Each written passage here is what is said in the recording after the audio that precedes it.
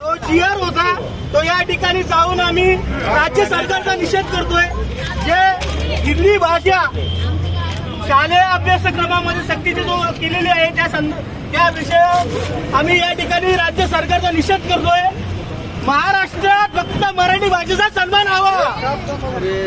महाराष्ट्र अभिमान सेनेचा महाराष्ट्र अभिमान सेनेचा सन्माननीय राजसाहेब ठाकरे यांचा महाराष्ट्रात फक्त मराठी भाषेचा सन्मान झाला, फक्त मराठी भाषेचा सन्मान झालाच पाहिजे।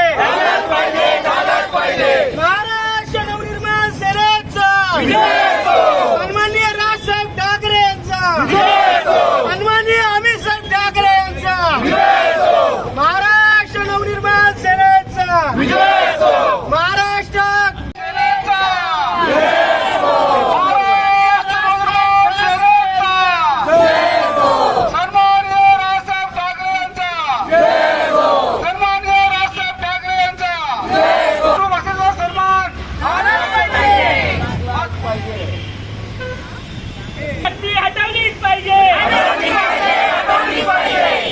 मराठी भाषेचा मान राखलाच पाहिजे,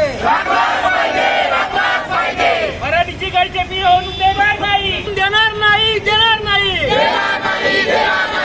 महाराष्ट्र नवनिर्माण सेनेचा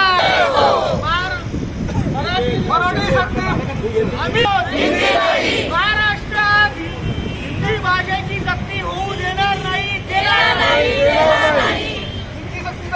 हिंदी सक्तीची महाराष्ट्रात सक्ती मराठीची, यूपी बिहारला जाऊन हिंदी शिकवा। आम्ही हिंदू आहोत।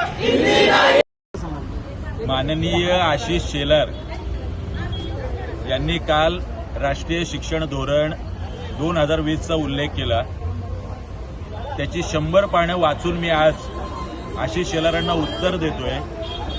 राष्ट्रीय शिक्षण धोरणात कुठेही हिंदी भाषा किंवा इतर भाषा, स्थानिक भाषा सोडून सक्ती करा असा कुठेही उल्लेख नाही।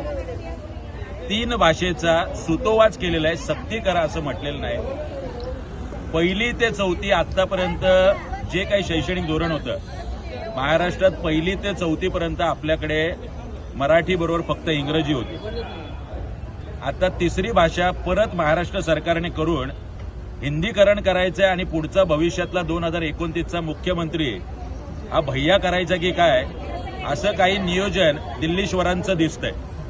त्याला संपूर्ण विरोध सन्माननीय राजसाहेबांनी काल केला आणि आज प्रतिकात्मक स्वरूपात या राज्य शासनाचा धिक्कार करून, निषेध करून आम्ही त्या शासन निर्णयाची होळी केलेली आहे। कुठल्याही पद्धतीने हिंदी आणि महाराष्ट्राचं हिंदीकरण आम्ही होऊ देणार नाही।